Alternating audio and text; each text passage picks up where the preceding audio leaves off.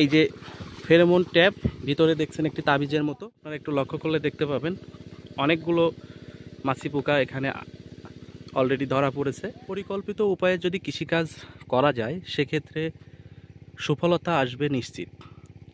বর্তমান সময়ে এই যে জমিটি আপনারা দেখতে পাচ্ছেন, এই জমিটিতে এখন লাউয়ের চাষ করা হয়েছে। আপনারা একটু স্ক্রিনে লক্ষ্য করলে দেখতে পাবেন এই জমিতে প্রচুর পরিমাণে লাউ ধরে রয়েছে গাছে।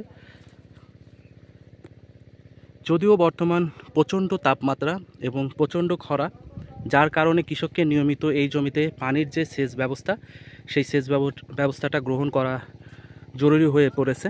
তারপরেও আপনারা এই জমিটি দেখে অন্তত আনন্দিত হবেন বা আপনাদের কাছেও ভালো লাগবে আমার মতো, যে পরিশ্রম যতটুকুই করুক না কেন সেই পরিশ্রমের উপরে নির্ভর করে পর্যাপ্ত পরিমাণে এখানটিতে ফলন এসেছে এবং কৃষক পর্যাপ্ত পরিমাণে ফলন পেয়েছে, আপনারা দেখতে পাচ্ছেন। আর এই জমির মাঝে মাঝে কিছু মাছি পোকা দমনের জন্য ফেরোমন যে ট্যাপ, সেই ফেরোমন ট্যাপগুলো বা ফেরোমন ফাঁদ বা যে কোটাগুলো থাকে সেই কোটাগুলো ব্যবহার করা হয়েছে। কারণ আপনারা হয়তো জানেন যে লাউয়ের জমির যে মাছি পোকা, এই মাছি পোকাগুলো অত্যন্ত মারাত্মক হয়ে থাকে। এক একটা মাছি পোকা যদি এক একটা লাউয়ের আক্রমণ করে, ছিদ্র করে দেয়, সেক্ষেত্রে এই যে গাছের লাউগুলো রয়েছে এই লাউগুলো বিক্রয় অনুপযোগী হয়ে যাবে, নষ্ট হয়ে যাবে, যার ফলে কৃষক তার কাঙ্ক্ষিত যে লক্ষ্য সেই লক্ষ্যটি অর্জন করতে সক্ষম হবেন না। যার জন্য কৃষকেরা যেটি করছেন, জায়গায় জায়গায় যে ফেরোমন ফাঁদগুলো কোটাগুলো রয়েছে সেই কোটাগুলো প্রতিস্থাপন করেছেন। এই যে মাছি পোকা, এই মাছি পোকাগুলো দমনের জন্য বিভিন্ন রকমের কীটনাশক কৃষকেরা ব্যবহার করে থাকেন। এরপরেও সঠিক সমাধান হয় না, এরপরেও মাছি পোকার আক্রমণ থেকে যায়, যার জন্য কৃষকেরা যেটি করে থাকে ইওলো যে কার্ডটা রয়েছে সেই কার্ডটাও ব্যবহার করে।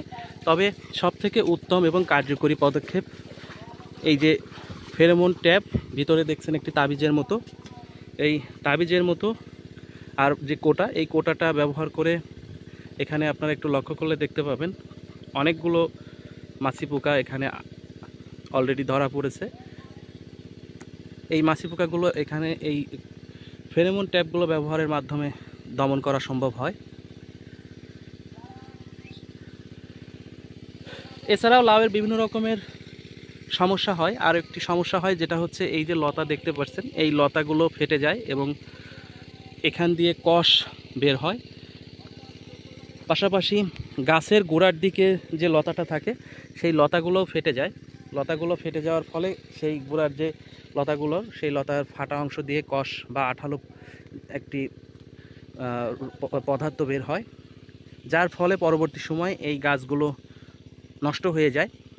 এই সমস্যাগুলো সমাধানের জন্য মূলত আপনারা যেটি করতে পারবেন, গাছের লতাতে অথবা গাছের গোড়ার যে অংশটা সেই গোড়ার অংশগুলোতে ডাইফেনোকোনাজল এবং প্রপিকোনাজল গ্রুপের যে ছত্রাকনাশকগুলো রয়েছে সেই ছত্রাকনাশকগুলো, পাশাপাশি ব্যাকটেরিয়া নাশক বিসমার্থিওজল এবং কাসুগামাইসিন গ্রুপের যে ব্যাকটেরিয়া নাশকগুলো রয়েছে, এই ব্যাকটেরিয়া নাশকগুলো যদি আপনারা স্প্রে রাখতে পারেন সেক্ষেত্রে অবশ্যই এই লতার যে ফাটা বা লতার ফাটার অংশ থেকে যে আঠালো পদার্থটি বের হয় সেই পদার্থটি বের হওয়া বন্ধ হবে। এছাড়াও গাছে কিছু বোরনের যদি ঘাটতি থাকে, বোরনের অভাব থাকে, সেক্ষেত্রেও এই গাছের লতাগুলো ফেটে যাওয়ার সম্ভাবনা থাকে। মূলত এই জমিটিতে এখন পানির যে সেচ সেটি দেওয়া হচ্ছে।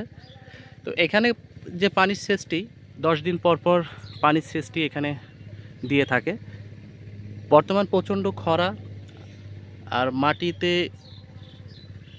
রস না থাকার কারণে পানির সেটা একটু গৌণই দেওয়া লাগবে, কিন্তু পরবর্তী সময়ে যখন বর্ষা মৌসুম বৃষ্টি প্রবণতা দেখা যাবে তখন সেচ ব্যবস্থাটা অনেকটাই কমে যাবে।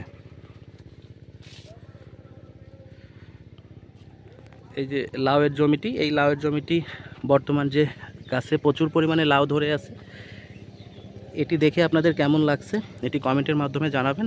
আর ভিডিওটি ভালো লাগলে লাইক, কমেন্ট, শেয়ার এবং চ্যানেলটি সাবস্ক্রাইব করে পাশেই থাকবেন পরবর্তী ভিডিও দেখার জন্য। ভালো থাকবেন, সুস্থ থাকবেন। আসসালামু আলাইকুম।